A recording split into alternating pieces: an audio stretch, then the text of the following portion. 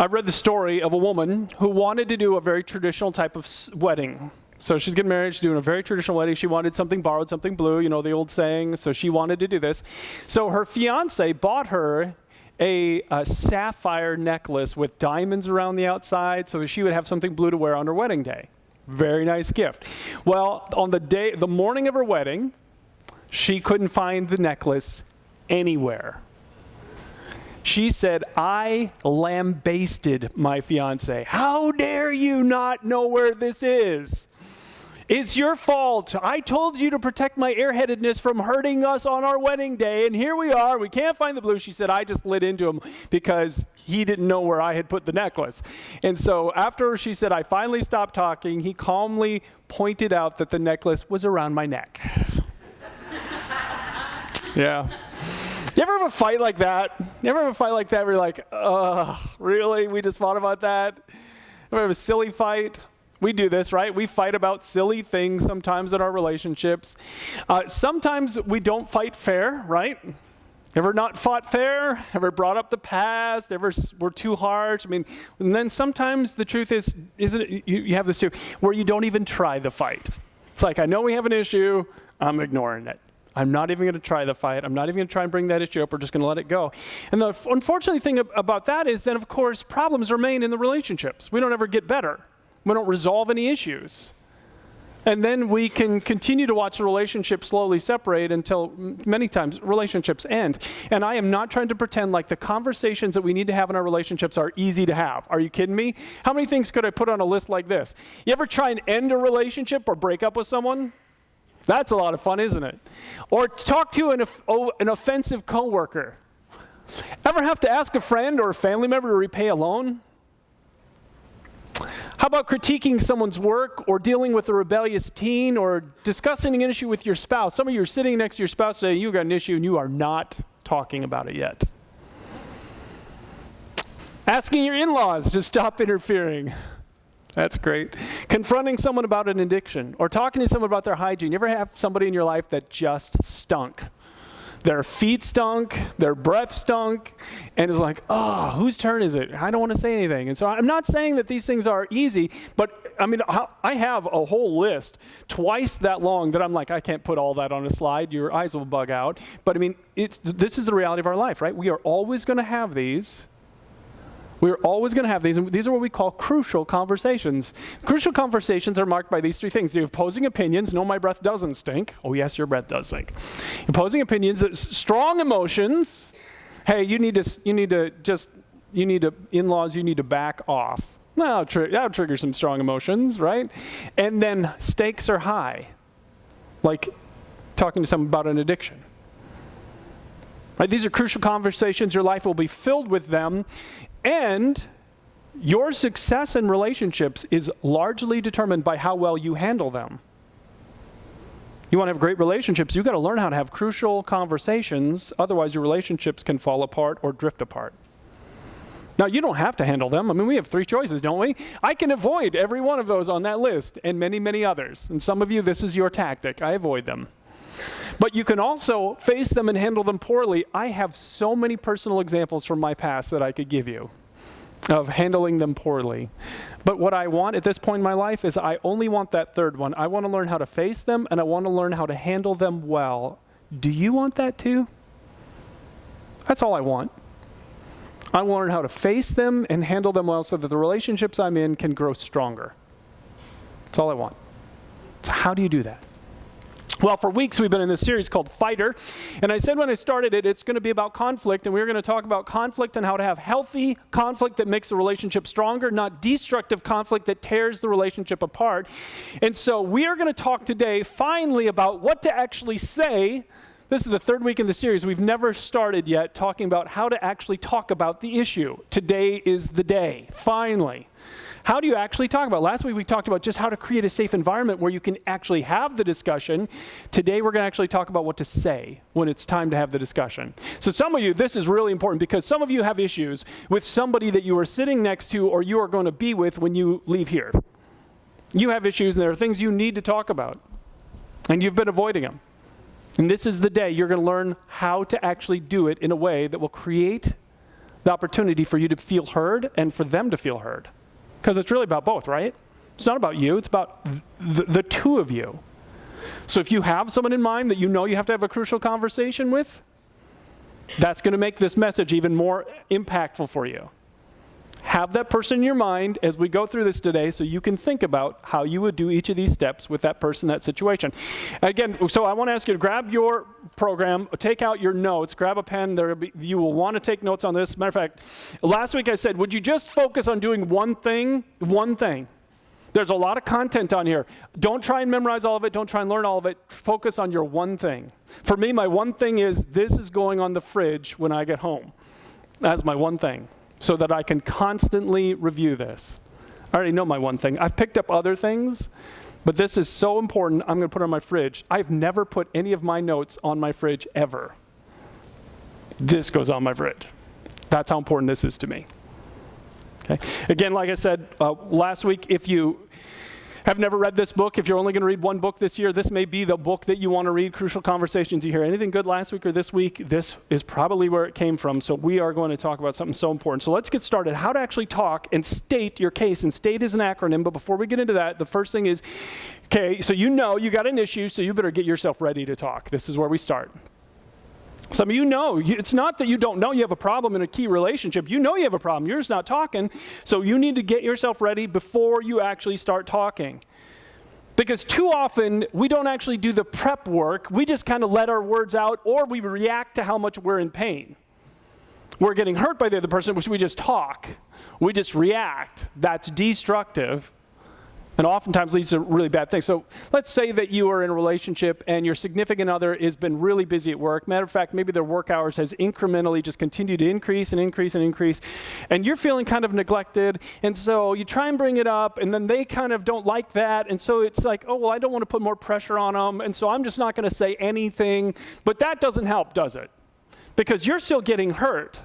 You're still feeling neglected. Now you're just not talking about it. And so then what happens is usually it starts slipping out in little comments and little jabs. Oftentimes sarcasm. Oh, you're working again late tonight? Man, I have Facebook friends I see more than you. And all of a sudden these little things start slipping out and they get hurt more and more and more. And now they're like, well, if you're just going to nag me all the time, then I'm just going to stay at work. And now you're actually creating the very thing you're trying to avoid. And all of this happens because we don't plan our words. We don't think about what we actually need to say. We're not getting ourselves ready to speak. We're just kind of letting it happen. That's the wrong way to do it. So a couple of things when you're talking about getting yourself ready to work. First, you need to clarify what your goals are. What are your goals? Some of you know you have an issue in a key relationship. Matter of fact, I'm having a hard time picturing that all of you don't. Maybe you don't. Maybe all of your relationships are going perfectly right now. You should be teaching this, not me. Okay, because I have things that I can think of that need to be said, and we need to have conversations. So clarify your goals. What are your goals? What do you want to accomplish when you have this crucial conversation with them? On the back of your notes, at the top, I put these questions because they are so important. And I want you to just look at this because this is significant. This is not what we typically ask when we are mad at somebody and we're going to have a crucial conversation, especially what do I really want for me and for them. The for them question is really important. I have used this one half dozen times in conflict situations, so I'm not very good at it yet. But when I remember, it totally changes my attitude. Because usually when I'm being hurt, I'm only thinking about me, right? You're only thinking about you. But when you ask that question, what do I want for me or for us or for them? Well, that changes the whole conversation. So what do you actually want? No wonder the Bible is so clear about taking your time and really thinking this through. The heart of the godly thinks carefully before speaking. Because if you don't think carefully before you speak, especially when you're being hurt, you can slip into these bad motives. Like winning. I want to win. Some of you like to win in your arguments. You can know you're trying to win when all you're doing is correcting their facts, quibbling over details, pointing out flaws in the argument. You ever been in a conversation with somebody like that where you're in the middle of something heated and all they keep doing is locking in on a word that you've used? It's like, exhausting. That's a sign that it's about winning. It's not really about what's best for the relationship. Or punishing. You ever have somebody actually want to harm you or teach you a lesson? Or again, just avoiding. We just keep this peace. And so these are all bad alternatives. You don't want any of these. What do I really want for me and for them? For instance, the woman that the guy's working all the time. What do I want for myself? Well, I want relationship time. What does he want? What does he want? Well, he wants balance in his life too, right? He doesn't want this. So think about what do I want for myself and what do I want for them? Clarify your goals and then watch out for the fool's choice. Beware of the fool's choice. Beware of the fool's choice. The fool's choice is believing that you only have two options. Silence, which we talked about last week, where you withhold, you just shut down. You know what silence looks like. You've all been in conflict situations with somebody where they went zip, and they were done talking. Maybe their arms got folded. Maybe they walked out of the room. They were just done. You couldn't engage them again. So silence happens. You got to watch out for this. Or the other side of it is verbal violence, not physical violence, where they start really engaging in a almost intimidating way. And so you got to watch out for this. This is the fool's choice is actually believing. I don't have time to go through the verses on there. The fool's choice is believing, and some of you think this. You think, Brian, you don't know me. I have to power up or they won't listen. That's what you actually believe. Or some of you think, I can't bring this up to them. If I try, they'll just blow up. That's the fool's choice. Is thinking you only have that option or that option. You have more options. I still remember, I was really bad at this for most of my life, but I remember when I was reading this book years ago for the first time and I came across the sentence where he says what you're actually trying to do. How stunning it was to me. He said this, your goal is to ask this question, how can I be 100% honest and 100% respectful? There's no fool's choice with that. You're getting everything out of here while being kind and considerate and respectful to them. Which leads me, first off, how do you react when you see those words? Is that how you handle your conflict? Are you 100% honest? Or do you walk away saying, I didn't say that, or I didn't say this, I didn't say that? What goes on inside of you? Some of you know this, which leads me right to the third one. Identify your natural style, because all of us go one way or the other, is my theory. All of us go either towards we're more respectful but not honest, or we're much more honest but it's not very respectful. Which way do you go? Because you're going to have to compensate for that. You're going to have to understand that. The worst at conflict bluntly dump everything or they just stay silent. Does that describe you or someone you know? If you're average at it, you say some of what needs to be said, so you're somewhat honest, but you don't say it all. When I read this, I cannot tell you how much those words right there meant to me. It's like, oh my goodness, that's me, that's my whole life. Great, we walk out of here, we have peace, but I have regret. I have regret, and I don't want that anymore. There's a way to learn to do this. You can be 100% honest and respectful, because the best are completely honest and respectful. So are you at that level? Because that's where we want to get. Okay, so you're prepping yourself. What are my goals for this? What am I trying to accomplish in this conversation? And how do I do this with honesty and respect? Now, time to actually talk. So the S in state, you've got to state your case in the conflict. And the S in state stands for start with the facts. Matter of fact, for some of you, this is your one thing. I just put it on the screen. That's your one thing. If you remember nothing else from today, remember that one thing and you will help with so much of your conflict that you're going to have in your life. Remember that one thing. You always start with the facts. Okay? Start with facts. So, Joe, come in here. We're going to have a conversation about just basic education. Okay? That's factually incorrect. Let's start with that. Let's talk about that, okay? Jim, we got to talk about your engineering skills, because I'm not sure that's how that's supposed to work. All right, Jim, can we talk about that? That drain should have probably been a little lower. Okay?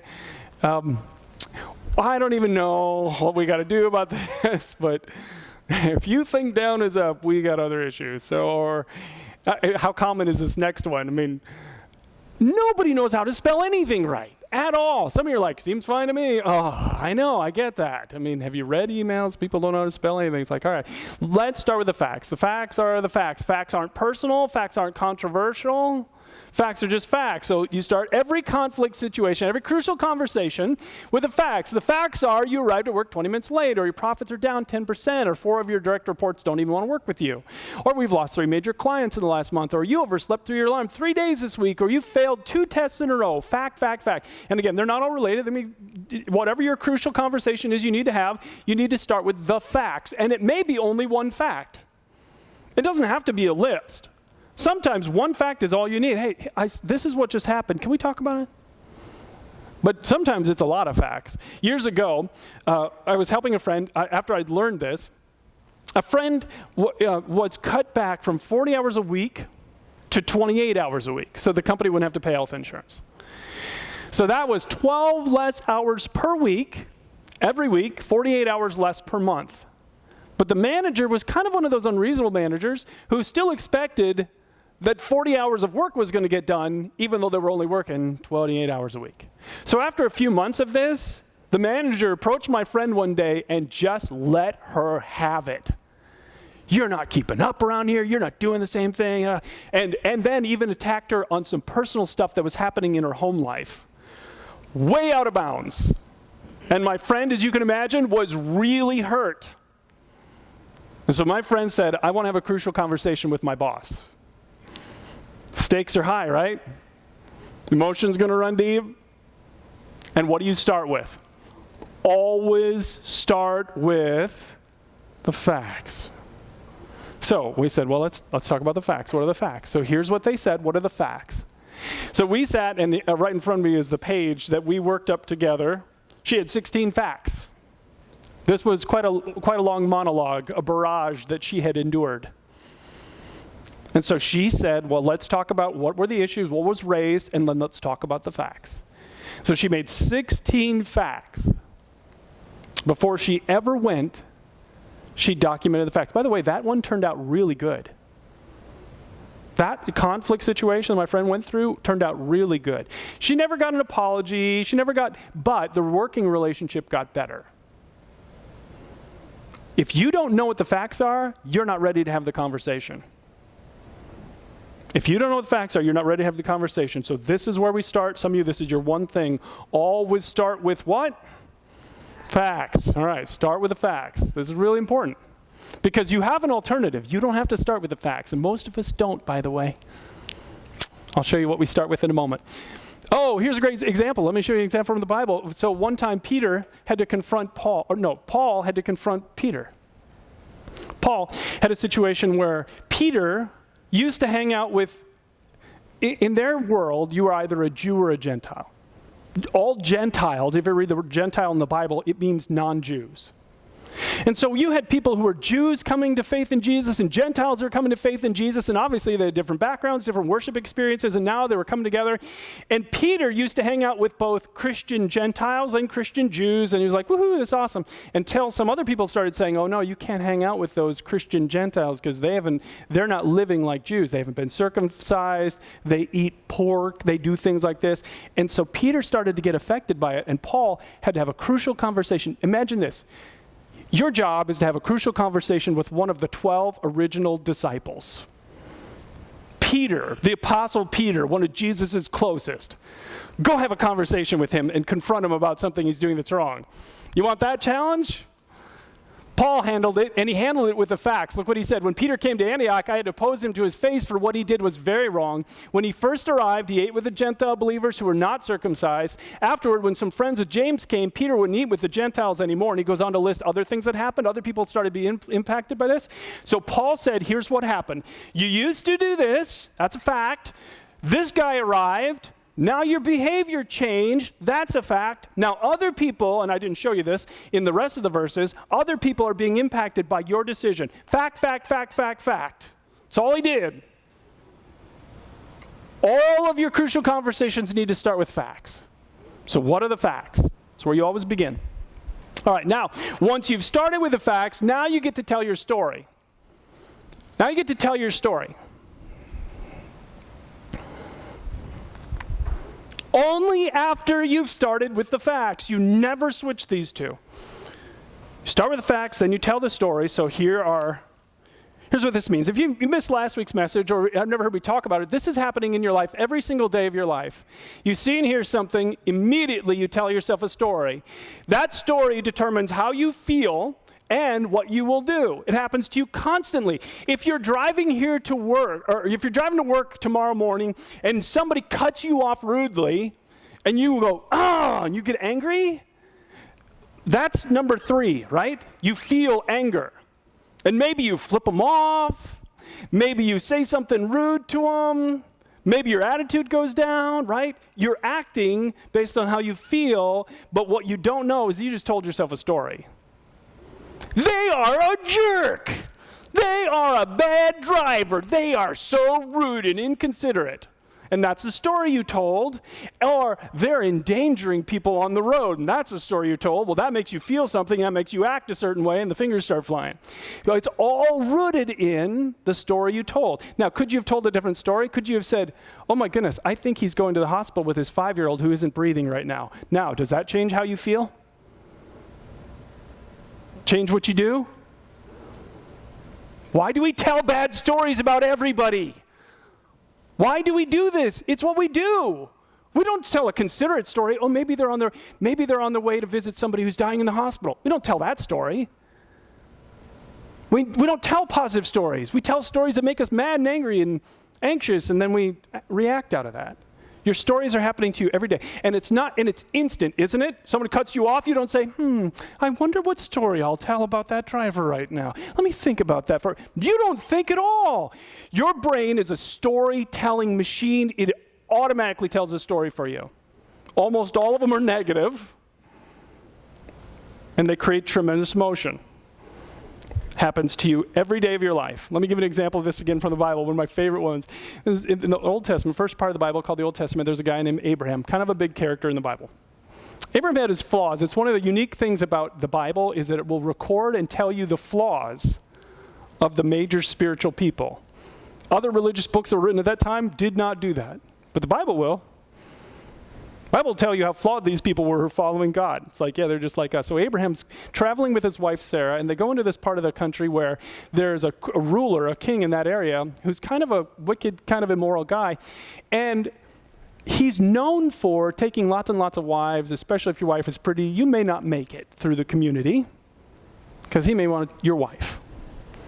So Abraham's traveling through this area, and he gets scared, and he says to Sarah, why don't we tell everyone that we're brother and sister, not husband and wife, because I don't want the king to kill me because you are hot. So I don't want you. I don't want to die.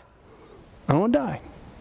And so they make up this lie, tell everyone, yes, it's my sister Sarah, it's my sister Sarah. So the king notices her. He's like, he's like, all right, let's start dating. So he starts reaching out to get to know Sarah. I often wonder in the Bible story, how far is Abraham going to let this go? But God intervenes. God has a dream, comes to the king in a dream and says, listen, you touched that woman's hand, you die. That's not her brother, that's her husband. I got plans for Abraham. The king is furious. He comes to Abraham and says, what were you thinking? What were you thinking? Why did you tell everybody this? I almost took her as my wife. God was going to kill me. And Abraham tells his story. Look at this. Abraham replied, well, I thought this is a godless place. That's a nice story to tell. They will want my wife and kill me to get her. Now, you see and hear something. Oh my goodness, this is a godless place. They kill people if their wives are hot. So you tell a story. I'm going to die. Because Sarah, this is great. So I'm going to die. So you feel something. How did he feel? Scared. And what did they do? They lied. By the way, if your kids are lying to you, do you think this might be affecting what's going on? If your spouse is lying to you, your coworkers are lying to you, you think this is going on? It's going on. They're telling a story that's creating something inside of them that makes the action of lying reasonable. That's what's happening. We are storytelling machines. We do this all the time. We're just not even aware of how fast we do it. Now, here's what I want you to know about this. In healthy relationships, especially for those of you married, if you want to have a great marriage, you have to tell the stories that are in your head. Did you know that? You have to tell the stories, but this is where we back off because we're like, oh, I don't want to tell that story because sometimes our stories aren't very nice. Like, this is a godless place. They'll kill me. That's not a nice story to share, right? Right? So that's what we were like, oh, I'm just going to hold that story inside. I'm not going to share it. But if you really want a deep connection with another human being, you want a close best friend, you want a close marriage, you got to tell your stories. You got to get to the point where you can share your stories. Now, the good news is this. If you've done this, your story makes sense. If you started with what? What do you always start with? The facts. If you start with the facts, your story makes sense. Right? They may not agree with your conclusion, but if you started with the story, or the facts, your stories make sense. But here's what we do all the time. We start with the story that we've told in our head. Ever have a boss that was a micromanager that watched everything you did and nitpicked everything? And ever have that kind of boss in your life? So let's say you're like, I'm listening to this. I'm going to have a crucial conversation with my boss. And what do? We go in, we start on Monday morning, we sit down and we say, I'd like to talk to you about your leadership style. You micromanage me and it's starting to drive me nuts. What have we just told him? The story in our head. Have we started with the facts? Any facts in that sentence? Nope. Only the story. If you start with the story, if you reverse these two, you blow it up. Because why? What happens if you start with that? Starting with your story kills safety. Does the manager feel safe to talk to you after you start that way? No chance. And safety is everything. If people feel safe, they'll talk to you about anything. You can talk about anything, but the moment safety is violated, people stop talking. They either go to silence or verbal violence. So how can we do this differently? How can we actually start with, so what happens if you start with the facts? Since I've worked here, you've asked me to meet with you twice a day. That's more than anyone else. You also asked me to pass all my ideas by you before I include them in a project. 2 facts, right? Nothing personal about that. Nothing controversial. Those are facts. Facts are just facts. So you start with the facts and then you go to the story. So I'm not sure that you're intending to send this message, but I'm beginning to wonder if you don't trust me. Is that what's going on? Now, does that sound better? You start with the facts, then you tell your story. Start with the facts, tell your story. Start with the facts, then you get to tell your story. You screw that up, you spin that around, and you are going to have tremendous conflict because they won't have any context for understanding your story unless you start with the facts. Does that make sense? You getting that? Do you understand how important this is? Once you start sharing your story, obviously they can go to silence or violence. You got to watch for that. It means they don't feel safe to keep talking to you. And we talked about this last week. They don't feel safe because they feel like you are treating them disrespectfully or you are out to harm them. And you've got to do what we talked about last week. You've got to step out of the conversation. You've got to make it safe and then step back in. But you will make it a lot safer if you always start with the facts. Always start with the facts. Then you tell your story. Okay? Then, third thing you do, now you get to the point where you ask them for their story. What's your story? Because your path. Because what you've just done is you've shown them a path. You did this and this and this. These are facts, so here's my story. So you've shown them your path. Does that make sense? Now you're saying, what's your path? Because these are the facts, and this is a story I've told. What's your path look like? What's your path look like? You're asking for their input on this one. So on your notes, if you want to write this off to the side, you can pick any of these. Is my story accurate? That's my favorite one. Is my story accurate? I use that one. So have I told the right story here? I've looked at these facts and told this story. Is my story right?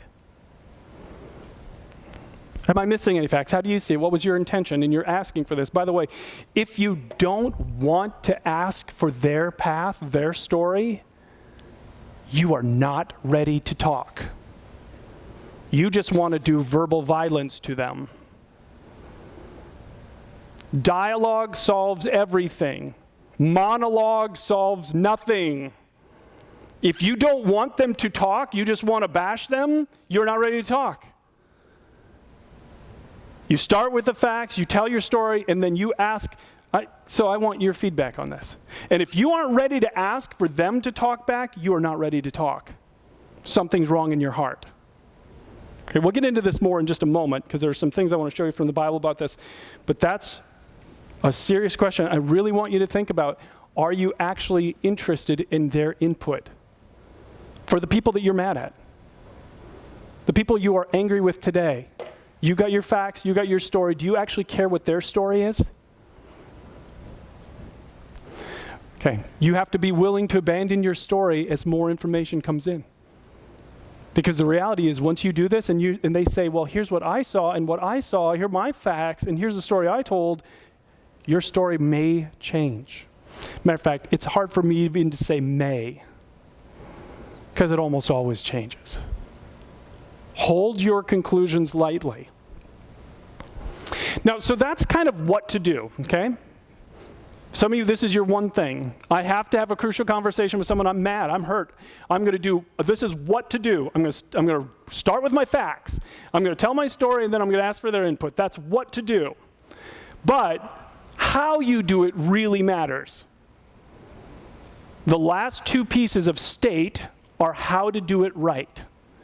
Because you can do all three of those and still have the whole thing blow up on you. Because how you do conflict really, really matters. Really matters. And the most important how, in my opinion, is this one. How you talk to them matters. You violate this one, it won't matter if you've done the first three things right. I started with my facts. I told them my story.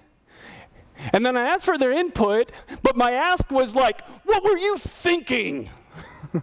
Well, they don't really feel like you're sincerely asking for their input at that point, right?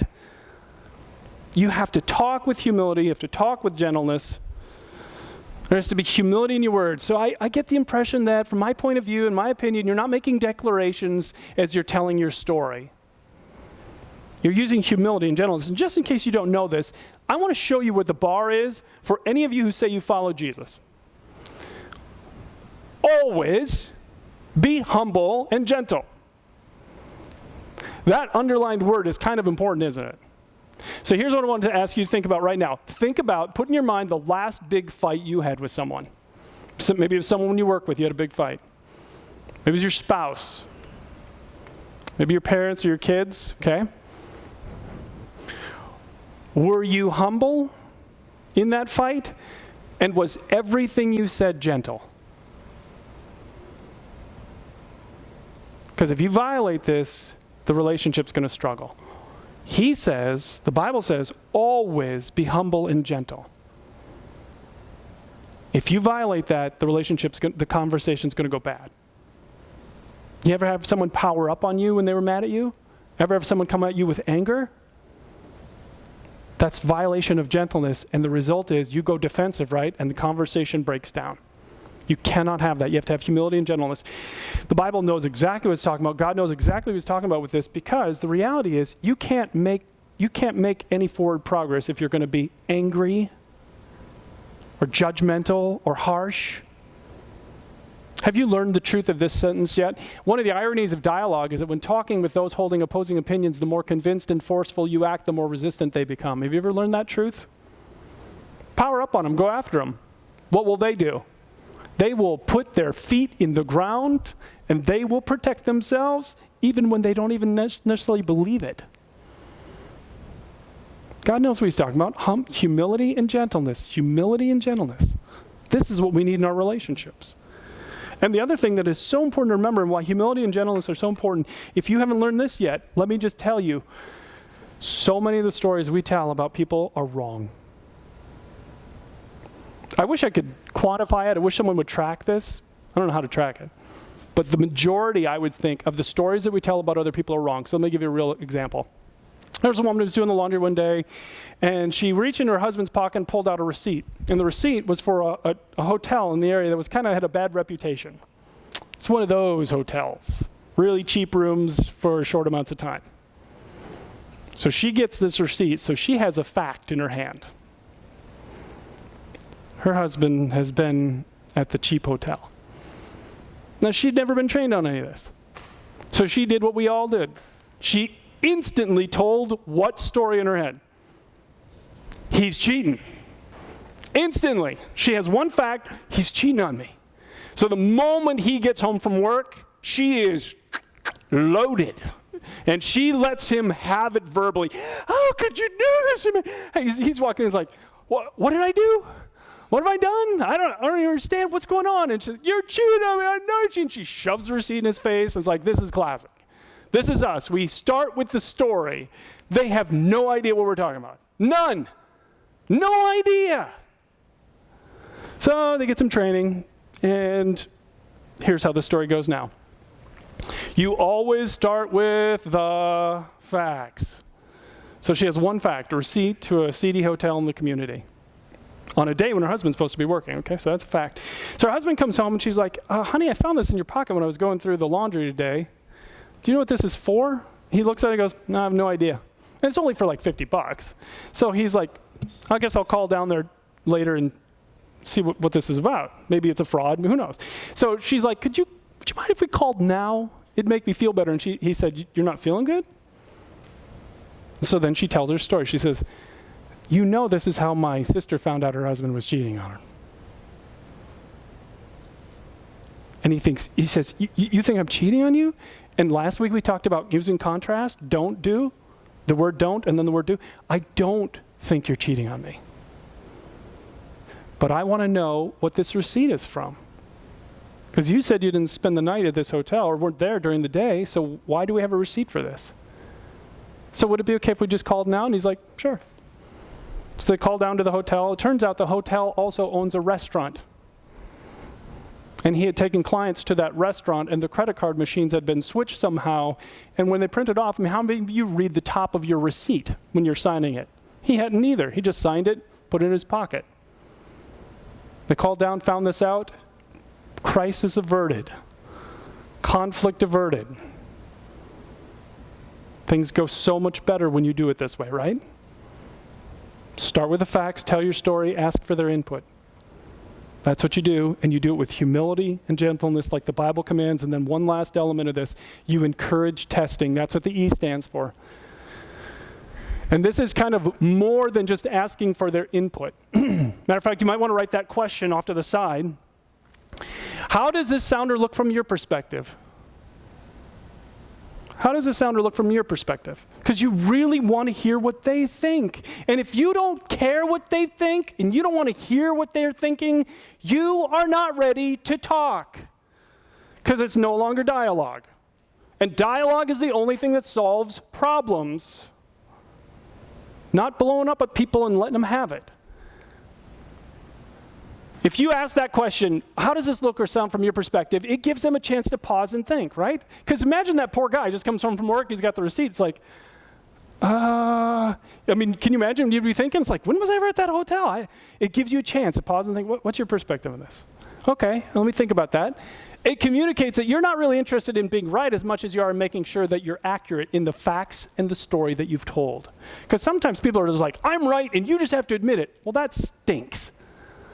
That's a miserable thing, because you know what? They're not right.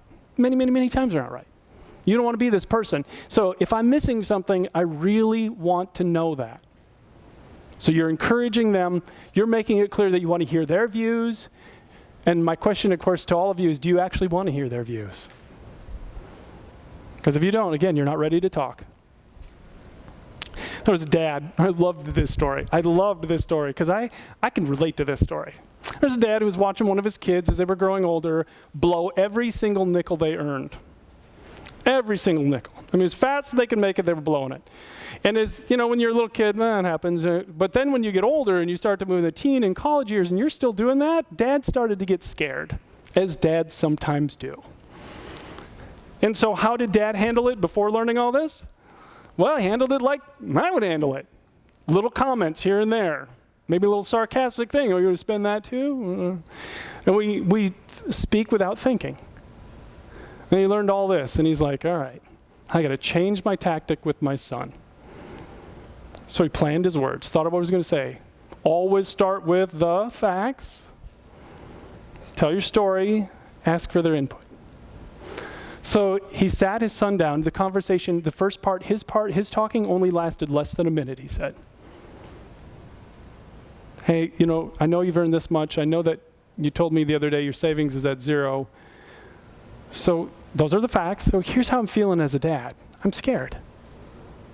Because I can think into the future, and if this doesn't change, and you're now in college, if this doesn't change, I'm afraid for you. And he told his story.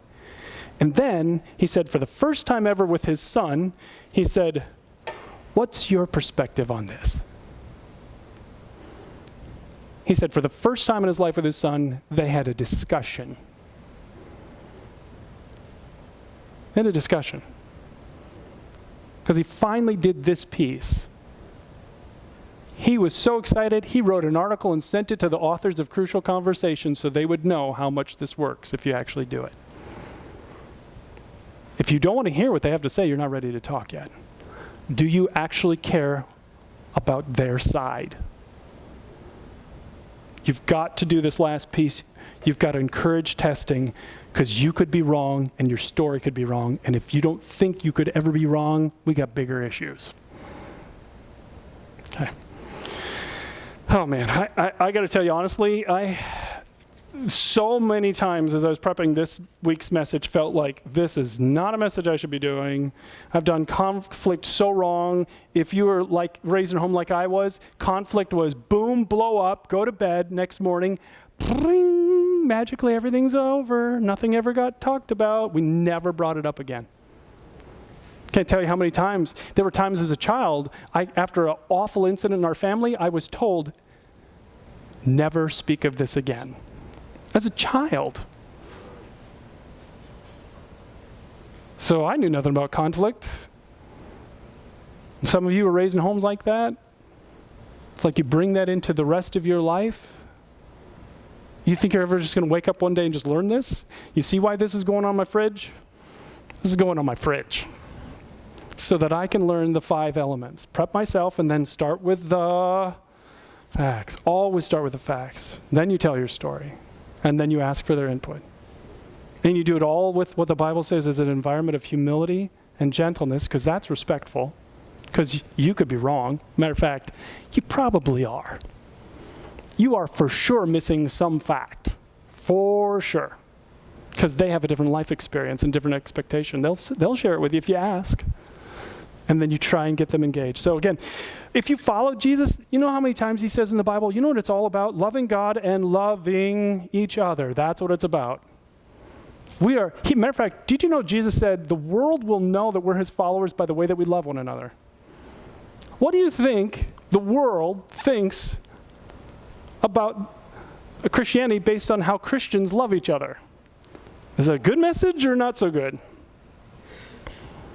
It's because we don't do conflict well. All these principles taught in the Bible, and we aren't using them. And it's really important that we get better at this. So think about who you have to have a conversation with in the next week. Prep yourself, start with your facts, tell your story, and do it again with 100% honesty. You're not going to sugarcoat it, and respectfully. 100% respectfully. Go ahead and give it a try. And then come back and tell me how it went next week. I mean, it's the only way we learn it, right? We just have to do it. For those of you exploring your faith here or watching us online as you explore your faith, the relationship piece is what it's all about. God wants a relationship with you. It's why he sent his son. Let me have you bow your heads as we finish today. It is fully about a relationship with a loving God. The reason why we sing about Jesus and we talk about Jesus and we focus on Jesus is because what he came to do is bridge the giant chasm or gap that existed between all of humanity and a perfect, holy, beautiful Father in heaven. Created by our unloving ways. He is love. We are not. We've been unloving millions of times. I mean, it's just uncountable. And he is love. So God the Son entered the world to to die on a cross to pay for what we've done that's been unloving in our life. And then he rose again, and he offers this amazing gift to anyone. If you'll let him, he will come and forgive you and make his home inside of you. Jesus Christ is the key to everything. And in that moment, he will put you in a new relationship with God Almighty. If that's what you want, with your head bowed and your eyes closed, you can say something like this in your heart to him. You can say, Jesus, I'm putting my trust in you today. I have been unloving in my life. I admit it. I've heard that you took my punishment on the cross, and I'm asking you to pay. To please forgive me. And give me a new relationship with you today. In Jesus' name, amen. Okay, as we finish up today, can I ask you all to do one thing for me? Would you take your little card out of your program? And even if you're a regular tender, I still ask you to do this every week. Just go ahead and put your name down if you're a regular tender. But maybe you have made a decision today to either ask Jesus to forgive you or renew that commitment. Just let us know about that. If you have conflict that you know you're going to have some crucial conversations, did you know we have a team of people that will pray for you? Just put down, you don't have to tell us what it is. You can just say, I'm going to have a crucial conversation this week, and just ask us to pray for you. We'll pray that it goes well. And then just put this in one of the 2 offering boxes back by on the back walls where you came in. Thanks for coming. We hope to see you again next week.